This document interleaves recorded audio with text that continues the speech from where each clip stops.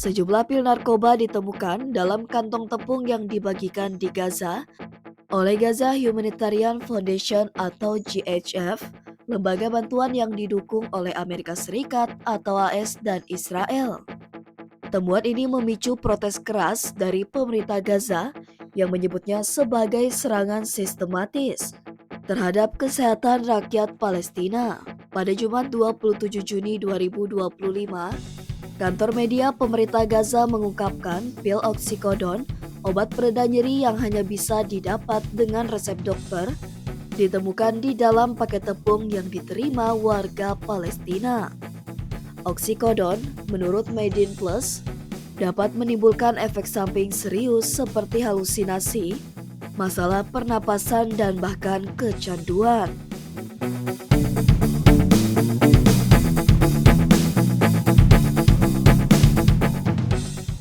Mereka menduga pil-pil tersebut mungkin telah sengaja digiling atau dicampurkan ke dalam tepung.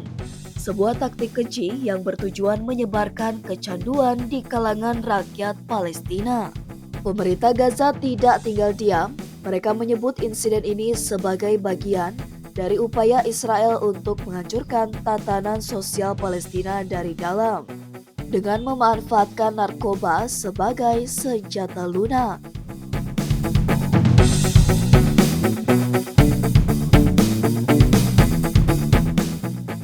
Ini adalah bagian dari genosida yang sedang berlangsung terhadap warga Palestina. Reaksi dari warga dan aktivis Palestina yang marah. Sejumlah posting di media sosial memperlihatkan foto pil-pil tersebut yang ditemukan di dalam karung tepung. Banyak yang mengecam temuan ini sebagai bentuk kejahatan yang lebih besar yang dirancang untuk melemahkan struktur sosial Palestina di tengah krisis kemanusiaan yang mendera. Omar Hamad, seorang apoteker Palestina, menyebut temuan ini sebagai bentuk genosida paling tercela.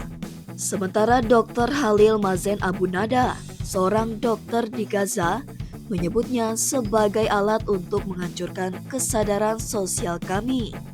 Namun, hingga saat ini, Gaza Humanitarian Foundation atau GHF belum memberikan komentar atau klarifikasi mengenai temuan tersebut.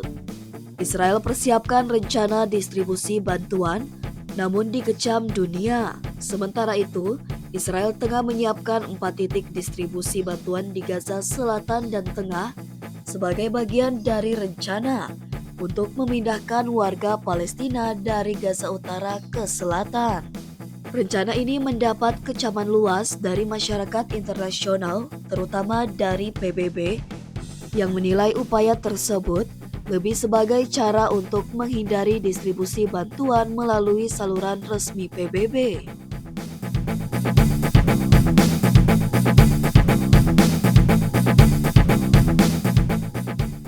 Sementara persoalan bantuan semakin rumit, situasi kemanusiaan di Gaza semakin memburuk.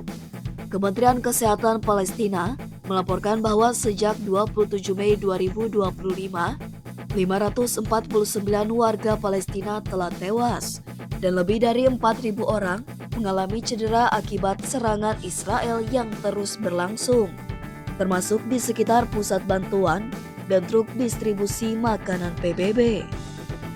Rangkaian peristiwa ini menggambarkan betapa rumitnya situasi di Gaza, yang tidak hanya dihadapkan pada blokade dan serangan militer, tetapi juga ancaman tersembunyi dalam bantuan yang seharusnya menyelamatkan nyawa.